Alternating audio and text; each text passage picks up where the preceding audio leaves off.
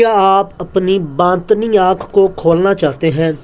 کیا آپ دنیا کے وہ راز جاننا چاہتے ہیں جو عام انسان کے بس کی بات نہیں؟ کیا آپ زندگی کے پار بھی دیکھنا چاہتے ہیں؟ کیا آپ اپنے پاس آنے والے شخص کے دل کا حال جاننا چاہتے ہیں؟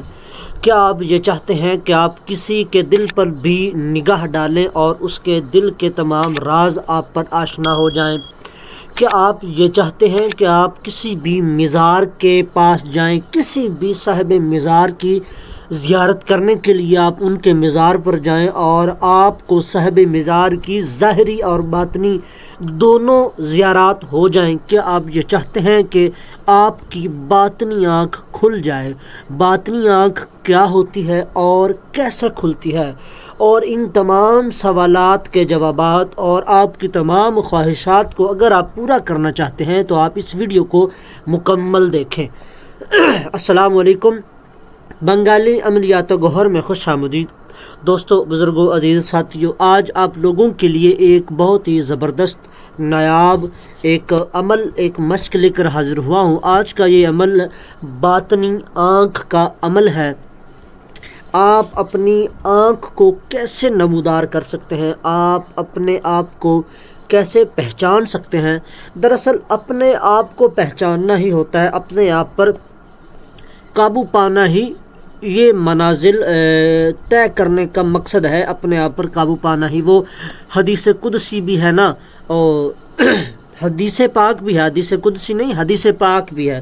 اور حدیث قدسی سے مراد اللہ کا حکم ہے، ٹھیک ہے، اور حدیث پاک بھی ہے، مولا علی کا قول بھی ہے، اور کئی بھی صوفیاء کی یہ نصیحت ہے کہ من عرف نفسہ فقد عرف ربہ، ٹھیک ہے، من عرف نفسہ فقد عرف ربہ۔ اس کے کئی جو ہے وہ معنی، تفسیرات اور کئی جو ہے اتراجم ہے، لیکن جو اس کا صوفیاء کے نزدیک یا بزرگان دین کے نزدیک جو اس کا ترجمہ و معنی ہے، اور جو آسان الفاظ میں آپ کے اور میرے لیے بنایا گیا ہے جو کہ ہمیں سمجھ آ جائے، وہ دو ہے کہ جس نے اپنے نفس کو پہچان لیا اس نے اپنے رب کو پہچان لیا۔ جس نے اپنے نفس کو پا لیا، جو اپنے نفس کو پار کر گیا، اس نے اپنے رب کو پہچان لیا، جان لیا، رب کو پا لیا، اپنے رب کو حاصل کر لیا، ٹھیک ہے۔ تو نفس سے مراد اپنا جو ہے نا قلب، اپنا دل، اپنا نفس امارہ، اپنی خواہشات نفسانی کو جو ہے وہ پار کر لینا، ٹھیک ہے۔ اس پر سب سے پہلے میں آپ کو ایک چھوٹا سا، ایک دم چھوٹا سا جو ہے نا مولا علی پاک کا ایک واقعہ سناتا ہوں، اگر آپ لوگوں کو یہ جو ہے ہضم ہو جائے تو، ٹھیک ہے۔ خیر، بات کہیں کی کہیں جا رہی ہے، لیکن میں آپ کو مولا علی کا وہ واقعہ سنا دیتا ہوں کہ حضور جو ہے مولا علی، مولا کائنات ایک مجلس میں اپنے مومنین کے سامنے بیٹھے ہوئے تھے، صحابہ بھی تھے حضور پاک صلی اللہ علیہ وآلہ وسلم کے، اور مولا علی پاک جو ہے وہ جلوہ گر تھے اور انہیں جو ہے وہ تقریر کر رہے تھے یا مجلس میں بیٹھے تھے، یا حضور پاک کی جو ہے وہ میلاد ہو رہا تھا، کچھ بھی ہو رہا تھا، ٹھیک ہے۔ وہ ہر کوئی کہے گا کہ نہیں یہ ہو رہا تھا، وہ ہو رہا تھا، چھوڑیں اس بات کو۔ مولا علی کے پاس ایک آدمی آیا اور وہ آ کے کہنے لگا کہ اے علی، میرا اور آپ کا علم برابر ہے۔ وہ کیا کہنے لگا؟ میرا اور آپ کا علم برابر ہے۔ مولا علی پاک نے فرمایا اچھا ٹھیک ہے۔ اس کا ذہن تھا کہ مولا علی پاک کچھ سوالات پوچھیں گے تو یہ وہ راں پراں تو میں ہر چیز بتا دوں گا۔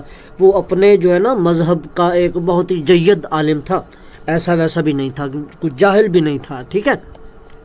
تو مولا علی پاک نے اپنا جو ہے نا دایاں ہاتھ فضا میں بلند کیا اور جو ہے وہ اس کے سامنے کر دیا۔ آپ نے فرمایا میری ہاتھ میں کیا ہے، میری مٹھی میں کیا ہے، ٹھیک ہے۔ تو وہ سامنے والا شخص کہنے لگا کہ میں بتاتا ہوں آپ کی مٹھی میں کیا ہے۔ اس کا مطلب یہ ہے اس کو پتا تھا کہ آپ کی مٹھی میں کیا ہے، ٹھیک ہے۔ اس بات کو آپ نے نوٹ کرنا ہے۔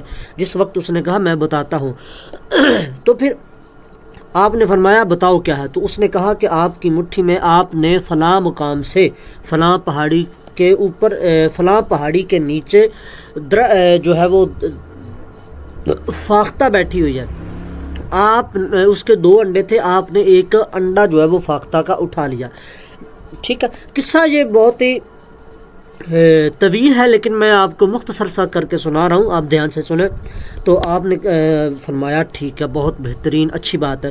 جب آپ نے اپنا ہاتھ اوپن کیا، ہاتھ کھولا، تو آپ کے ہاتھ میں ایک فاختہ کا انڈا تھا، ٹھیک ہے۔ تو سب لوگ دیکھ کر حیران ہو گئے کہ واہ، اس نے مولا علی پاک کے ہاتھ کو جاتا بھی دیکھا، وہاں پر انڈا اٹھاتا بھی دیکھا، اور ہاتھ کو واپس آتا بھی دیکھ لیا، اور اس نے بتا دیا۔ اب مولا علی نے اس کو شاباش دی، آپ نے فرمایا شاباش، بہت اچھے، تو کہتا ہے کہ میرا اور تیرا علم برابر ہے۔ وہ کہنے لگا جی جی حضور، میرا اور آپ کا علم برابر ہے، یہی تو میں کہہ رہا ہوں۔ تو آپ نے فرمایا میں نے اٹھا دی، تو رکھ دے۔ ٹھیک ہے، آپ نے فرمایا میں چکی، تو رکھ۔ تو وہ کہنے لگا میں نہیں رکھ سکتا۔ تو آپ نے فرمایا ایسا پھر کیسے تیرا اور میرا علم برابر ہوا؟ وہ بڑا ہی مایوس جا، اس نے چہرہ کر لیا۔ تو آپ نے کہا کہ یہ تو نے کیسے حاصل کیا کہ میں نے جو ہے وہ اتنی دور فاختہ کے گھونسلے میں سے انڈا اٹھایا اور واپس رکھ، جو ہے میں نے انڈا اٹھایا، میں نے ہاتھ لے کر گیا، انڈا اٹھایا اور ہاتھ میرا واپس آیا، ٹھیک ہے، تجھے یہ سب کیسے نظر آیا؟ تو اس نے کہا میں نے اپنے نفس کے اوپر قابو کر کے رکھا ہے۔ آپ فرمانے لگے وہ کیسے؟ آپ نے کہا کہ وہ کیسے؟ تو وہ کہنے لگا کہ وہ ایسے جناب کہ جب میرا نفس کہتا ہے مجھے گرم پلاؤ تو میں اسے ٹھنڈا پلاتا ہوں، جب کہتا ہے مجھے یہ لذیذ کھانا کھلاؤ تو میں اس کو اپوزٹ چلتا ہوں، یعنی کہ میں اپنی خواہشات نفسانی کو مار کر آگے بڑھتا ہوں اور اس مقام پر پہنچا ہوں، ٹھیک ہے۔ المختصر قصہ سنانے کا مطلب اور مقصد آپ کو صرف اور صرف یہ ہے کہ اگر کوئی غیر مذہب بھی ہو، اپنے نفس پر قابو پا لے، اپنے نفس کو قابو کر لے، اپنے نفس پر عبور حاصل کر لے، نفس کی خواہشات نفسانی کو ٹھوکر مار کر آگے بڑھ جائے تو وہ اپنے رب کو پا لیتا ہے، ٹھیک ہے۔ تو جو رب کو پا لیتا ہے اس کے سامنے یہ ساری چیزیں آشنا ہو جاتی ہیں، باطنی آنکھ کھل جاتی ہے، اور یہ سارے چیزیں جو ہیں وہ اس کے سامنے کچھ بھی نہیں ہے، ٹھیک ہے۔ تو اس کے لیے 7 لطائف جو ہے وہ انسان کو پار کرنے پڑتے ہیں، ٹھیک ہے۔ سب سے پہلے اس کو 7 لطائف پار کرنے پڑتے ہیں، اس کے بعد وہ اس مقام پر پہنچ جاتا ہے۔ لیکن آپ لوگ سوال کریں گے کہ کچھ جو ہے ہم انسان ہیں، غلطی کا پتلا ہے، ہم اپنے ساتھ کے ساتھ لطائف نہیں اجاگر کر سکتے، ان کو نہیں پار کر سکتے، لیکن ہم یہ ساری چیزیں حاصل کرنا چاہتے ہیں۔ تو پھر اس کا ایک ہی حل ہے آپ لوگوں کے لیے ہمارے نزدیک۔ آپ لوگ جس طریقے کے ساتھ کلمہ محمدیہ لا الہ الا اللہ محمد الرسول اللہ، ٹھیک ہے، یہ کلمہ محمدیہ جو کہ اسلام کا پہلا رکن ہے اور ایک مسلمان کی پہچان ہے، ٹھیک ہے، یہ ہے لا الہ الا اللہ محمد رسول اللہ، کہ آپ دارِ اسلام میں داخل ہو چکے ہیں۔ تو آپ دارِ ایمان میں بھی اسی کلمے سے داخل ہو جائیں گے، ٹھیک ہے۔ آپ نے کلمہ پاک کا ورد کرنا ہے بعد از نماز فجر، بعد از نماز عشاء، 2 ٹائم، ٹھیک ہے۔ اگر آپ جو ہے تہجد کے وقت اٹھ کر بعد از نماز تہجد، نماز جو ہے وہ تہجد کی ادا کر کے اس کے بعد آپ اس مشق کو کریں تو پھر کیا کہنے، زبردست، ٹھیک ہے۔ اگر آپ تہجد کے وقت کریں تو 24 گھنٹوں میں ایک بار، اگر آپ بعد از نماز فجر اور بعد از نماز عشاء کریں تو 24 گھنٹوں میں 2 بار، ٹھیک ہے۔ آپ نے 15 منٹ یا 20 منٹ یا آدھا گھنٹہ، شروع میں آپ 15 منٹ کریں، پھر آپ جو ہے 17-18 منٹ کر لیں، پھر 20 منٹ کر لیں، پھر 25، پھر 30، پھر 35، پھر 40، پھر 45، اس طریقے کے ساتھ آپ 15 منٹ سے لے کر 1 گھنٹہ یا 1.5 گھنٹے تک بھی آپ جا سکتے ہیں۔ اب آپ نے کلمہ محمدیہ کی مشق کرنی ہے، وہ کیسے کرنی ہے؟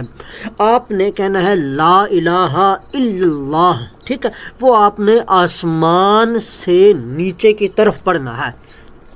تصور یہ رکھنا ہے کہ آسمان سے ایک نور آ رہا ہے اور آپ کے سینے میں آ رہا ہے، ٹھیک ہے۔